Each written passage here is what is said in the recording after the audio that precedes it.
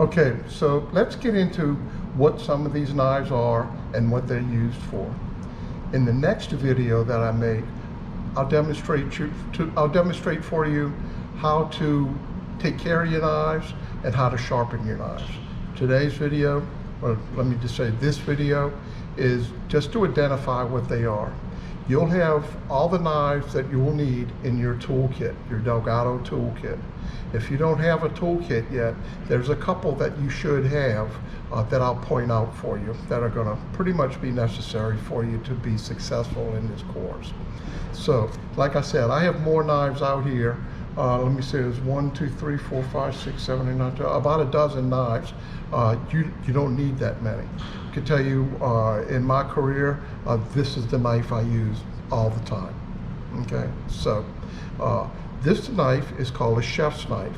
It's also called a French knife. Some people call it a cook's knife. This particular one is a 9-inch blade.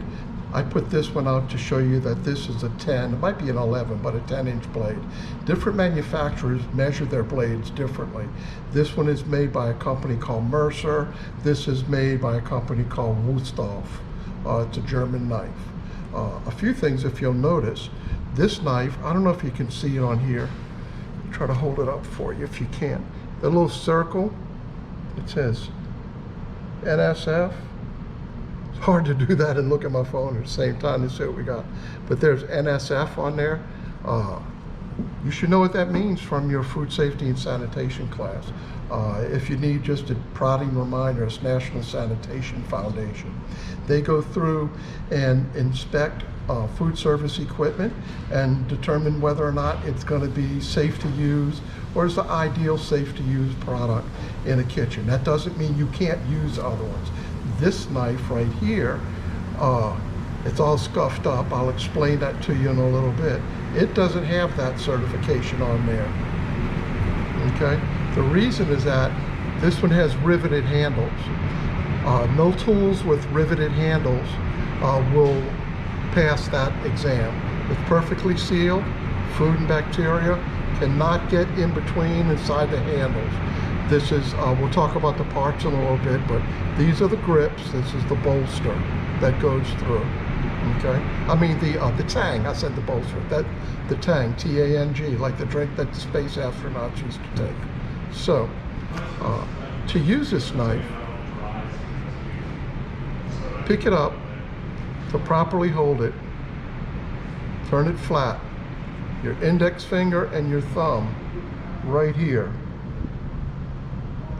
Your thumb and your index finger, 2 fingers right here, okay? 2 fingers right there. The remaining 3 fingers get wrapped around the handle, okay? That's the way to hold it. There's only a slight variation as to how you should hold this knife for the most part. If you're doing fine detail work, you can put 2 fingers on the blade, okay? In baseball, they call that choking up on the bat. You can choke up on your knife a little bit, okay? If you feel very comfortable, you can put 1 finger there and 3 fingers on the blade, okay? There's a couple things you don't do. You don't hold your knife like this, okay? It's the way you hold a sword. This isn't a sword, it's a knife. The other big no-no that you may have to break your habit of doing is holding your knife like this. That's a weak hold. Even though you think that it makes you stronger and you can use that knife a lot better, you can't. You have 1 less finger holding the blade. You actually have no fingers on the blade, and you only have 4 fingers on the handle. So there is no controlling it, okay? The more you use your knife, the less fatigue your hand will get, okay? This is the hold, the proper grip. I want to show you a little something that I do to my knives, and you may want to do it to yours since you're just starting out. Most knives, when you get them, if you look right here, that's not sharp that it can kill you. or hurt you. But that's a sharp, hard angle right there. I take a metal file and I actually file that off, file that corner and round it off just a little bit. I don't know if you can see that or not. Okay, on each side. Because sometimes I hold my knife with my left hand, sometimes I hold my knife with my right hand. When I'm teaching, sometimes, or if I'm showing somebody, I'm left-handed, and I'll have to show most people who use the wrong hand, that's their right hand, that's a joke, they'll get benefit from it, okay? I used to just do one side, but now I round it over both. That way, when you have your finger around there, okay, it's a little bit easier on your finger, okay? You may not need that. The macho chefs say, suck it up and get tough. Okay, so this is how you hold your knife. Remember, I'll show you one more time. Your two fingers on the blade, one finger there, all the way down at the edge, the bolster to the bottom of the knife. The other finger there, your remaining three fingers wrapped around the knife. Okay, here, so again, this is a chef knife. It's the knife you'll use the most. Although it's not called a utility knife, there is another knife called a utility knife. It's your basically knife that it's a utilitarian knife. It can be used for slicing, for chopping, for filleting, for cutting pieces of meat. It can be used for a lot. You'll use it plenty. This, in our first food skills that we're going to do are going to be knife skills, and it's going to be cutting vegetables and produce into specific shapes, not shapes that you would actually use all the time in your restaurant, but it's getting to be good with your shot. I keep saying shot because I always used Michael Jordan, who was the best basketball player at the time, not LeBron James. Michael Jordan always shot free throws, okay?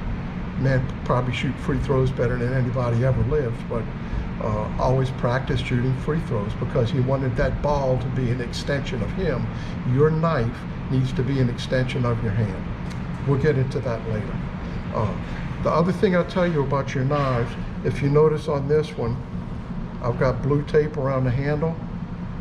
That blue tape is to identify that that's my knife. Okay? It's not your knife, it's my knife.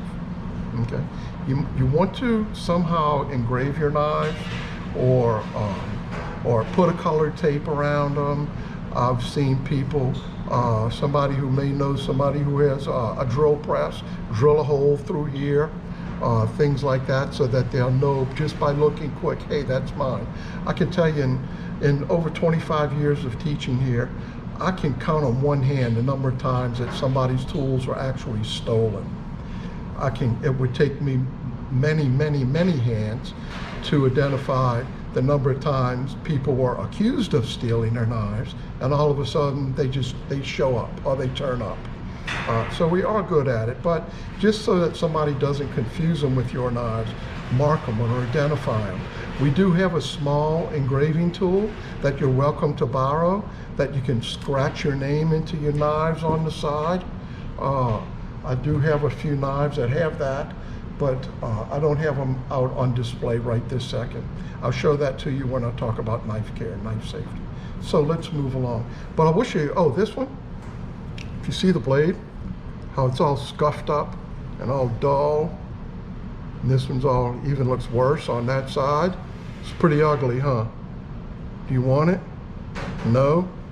Good, because that's the whole purpose of doing that. Okay. Is for me to identify my knife, and again, they have a knife that you're not going to want. That one looks all ugly. Okay. This is a Chinese chef's knife. It's not a cleaver. The difference in these two is a cleaver, the blade isn't flat like this one is from this perspective. Okay, it's thinner. A cleaver is much thicker, much heavier. This in Asian cuisines is used like we use this. There'll be other countries around the world that use different knives for their main go-to knife. This is an Asian chef's knife. This one's old school. There's all kinds of fancy knives out there, santukos and things of that nature. But I can tell you, this needs to be your go-to knife, okay? When you get to the point where what you can't do what you want to do because of this knife, then go get another one. But I've been in the food industry since 1984. I've been cooking since way, way, way before then. And the knife I use most of the time is a very cheap, very inexpensive rubber handled knife. Okay, and there's nothing, I haven't been limited to say that, oh, I can't do that because I've got a cheap knife. Okay, so this one's used the same way. 2 fingers on the blade, like this, and used for chopping. Okay, going up and down. This particular knife, moving down the line, is called a scimitar. It's also called a steak knife, or it's called a butcher's knife, because it's mainly used by butchers, and steak because it's mainly used for cutting pieces of meat into steaks or into slices. The reason that it's shaped like that, it's not something that Pirates of the Caribbean would use, even though that's that fancy looking kind of shape that it has there. The reason that it's like that is because if they made the blade this length and made it straight, a knife would be out to here, kind of unwieldy to use, you know, to be able to control. So they curve it.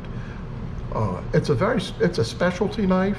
You don't have one in your kit because, to be honest with you, 99 out of 100 people in culinary school don't need it. Okay, at this point. Okay, so it's used same. This is one of the few knives you can hold like this, but this is one of the few knives that you may hold by the handle. Okay, and it's used for large pieces of meat and cutting like that. Large pieces of meat and pulling and cutting like that, so that you don't have to saw. When you have to saw on a piece of meat or have to saw on anything, you're going to get serrations on your meat and little wavy pieces on that steak, and that's the first impression of what a guest is going to get. They always say that people eat with their eyes. Well, they don't eat with their eyes, but you get your first impression with your eyes. I'm going to move the camera over a little bit so we can get to a couple more. I apologize about my videography skills aren't, they're kind of bad. So anyway, let me move this back here. So these are boning knives, okay? They are smaller, shorter blades and narrow blades. This is the one that will come in your toolkit because it's the one that's used the most. It's not a fillet knife. This is an extra one that I have that I just wanted to show you a different style in it. So they come in these 2 styles. There's actually one more style that the blade is even less narrow than this.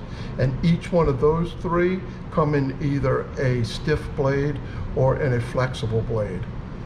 Okay, so this knife, unlike your French knife or your chef knife, is held by the grip. Okay, actually, if you ever watch a butcher, they'll hold it like this a lot of time to be able to get in and cut what it is they need to cut. It's got a narrow blade. It's got a narrow blade because when you're in a little small area, maybe cutting through a joint of a piece of meat, you can turn it and it's not going to tear anything or anything like that. You can cut fish with it. I can tell you, I worked for a fish processing plant for several years before I worked at Delgado. We would get in large fish, tuna, swordfish, in the 1,000-pound range, and you don't need, you know, a sword to do it. Okay, they cut every fish with a knife like this. Okay, they had one other knife, a serrated knife, that they would use for, and they had a cleaver for cutting through big, heavy fish bones that may be that big around. But for the most part, every fish you can do with that. Okay, so curved blade. This one's a little flexible. It moves a little bit. Okay. This one's stiff. Okay, it doesn't. Okay. This is a bread knife. People call it a cake knife, but it's actually a bread knife for this one. It has a serrated edge. The serrations on this one are a little worn, so I apologize about that, but you can see the edge is serrated. How the dips, and they come up to a point, those dips are concave, meaning that they go in, okay? Makes it a serrated blade. They make a knife where those dips are actually convex, meaning they're rounded like this. That's called a scalloped edge. We find that these work a lot better. Okay. On the other side, they're usually angled just on one side. For the most part, they are not resharpenable. Some people can do it and they're skilled to do it, but for the most part, they're not very sharp. They're not able to be resharpened. Therefore, you don't need an expensive serrated knife. It's used mainly for cutting bread and cutting cake, cutting soft things. If you ever tried to cut a loaf of soft bread with a chef knife, particularly if it's dull, you'll get a smashed up piece of bread. This is almost just like a saw. Okay, and you go back and forth with it. Okay, you don't bang with it. You don't chop with it. Okay, it's meant for sawing back and forth for cakes, breads, things of that nature. It'll go through anything that's crumbly and has a lot of crumbs on it. This is a knife that you will use a lot. Okay, it's a paring knife. Paring is a word that's not used very often in kitchens and in the culinary industry anymore, but it means to peel. You know, when a long time it would be go pare an apple.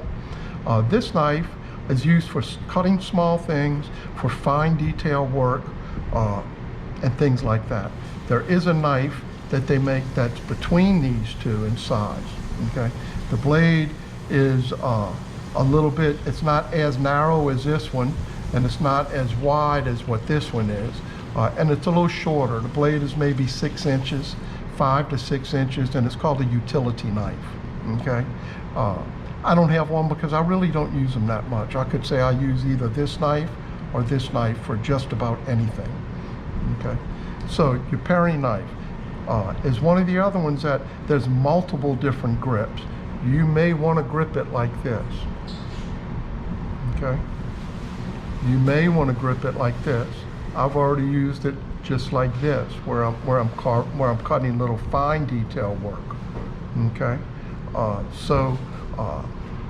they should be sharp, just like every knife. Your paring knife, when it's razor sharp, is a really cool tool. Okay, I'm gonna post a video up of Jacques Pepin, who was a seasoned French chef. I don't like to give the term master chefs or anything because there's really no fine, accurate definition for that. But he's a very talented man who is on top of his game and is very well respected. And the reason I like him so much and use his techniques and videos a lot is because he believes in culinary education and teaching and not teaching in a condescending, criticizing way. He does criticize, but it's done in a positive manner, and he does it with respect. So anyway, my point was that this knife was used for paring apples, for peeling. Okay, it would be held like this, and you take an apple, and you would turn, and as you turn, it would move. It's used for fluting mushrooms. Okay. It can be used for slicing or dicing garlic or shallots or any fine detail work like that. So that's the knives. Let's show you the accoutrement, or the other side dishes. These are sharpening steels. It's a honing steel. Actually, they don't sharpen. In the next video, I'll tell you the difference in that. It's a term that's misused quite a bit. The one that you'll have in your kit will have a black handle and it's round. This one, same handle, same company, but it's oval shaped. Okay? A little bit harder to use. And to be honest with you, it's a total matter of preference, which one you like. They both do the same exact thing. They both do it just as, this one works just as good as this one, and this one works just as good as that one. I can tell you one of the big differences is that this one's more expensive. Therefore, I really like this one, okay? And I'll show you in our next video what that's used for and how to use it. Last but not least, a vegetable peeler. You may say, well, why is that? That's not a knife, okay? It's a peeler. I included it in there because it's got blades and they're sharpened, okay? And they get dull, and no, you can't sharpen them. Okay, and to be honest with you, they're not worth sharpening because you can get them very inexpensive. My favorite is like this, a Y peeler is called, and they make another one where it's kind of long like this, and it's the blade is vertical rather than horizontal like this. So it's a matter of personal preference, but a dull peeler will aggravate you. A sharp peeler would be really nice. It's really nice, and it makes your work a whole lot easier. This little hole on the side right here, it's kind of, I mean, it's not razor sharp, but it's kind of sharp, beveled to an edge. That's for potatoes, where they have little, they call the eyes, those little divots that are around the potato. You get in there and scooping that out. Oh wait, I did miss one thing. This is a knife. This is a carving knife. They make, I mean a fork, I said a knife. So this is a fork, this is a carving fork. They make another fork, it's called a pot fork. It's a lot heavier. It's used for lifting large pieces of meat, maybe turkeys or large birds or pieces of pork and stuff like that out of an oven. This is used for when you're cutting meat, to hold it still. So you can put your fork in and you can slice, okay? And it holds it still, okay? So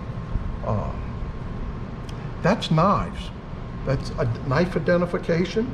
I'll try to put some reference material up for you. Oh, I did tell you that I will show you the ones that you're gonna, that would be very helpful and successful for you in your Culinary 102 class.